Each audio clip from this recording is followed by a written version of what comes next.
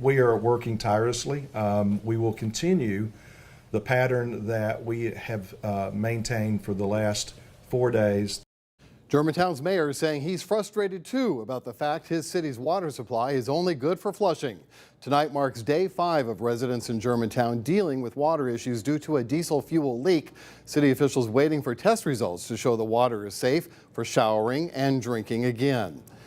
We have team coverage of all of this tonight on Germantown's water crisis. Our Zaria Oates is live in Germantown, where the mayor just wrapped up his daily briefing. And Stefan Reels is live where the city is giving away water to those who need it. We start with Zaria on what Mayor Mike Palazzolo had to tell reporters and the public about when this crisis might be resolved. Zaria?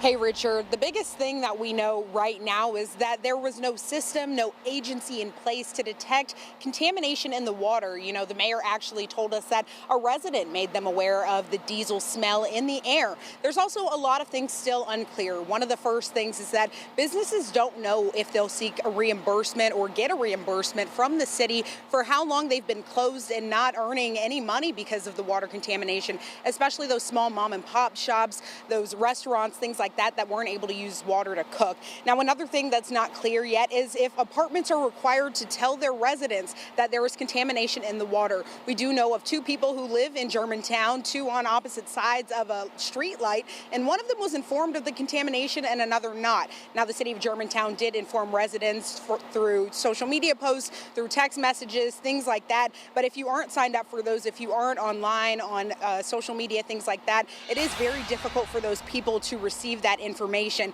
There's also unclarity about if this was human error. Now, we did speak with the mayor about whether or not this was human error, and he didn't know. He said that they're working to turn the water back on and get that water clean so that people can drink and bathe with the water, but you know, they aren't sure exactly what caused this contamination in the water. Also, we wanted to give you a quick example of how the contamination is tested. You know, one thing that they did say in that press conference earlier was that, you know, if they test 15 vials of water for contamination and 14 come back clear, that one that comes back contaminated will not allow them to give the all clear. So they continue to test things on a regular basis. Now, if you do live in this area, you are able to sign up for alerts. You can text the word alert to 901-979-9955 for the most up-to-date information from the city of Germantown. Live in Germantown, I'm Zaria Oates.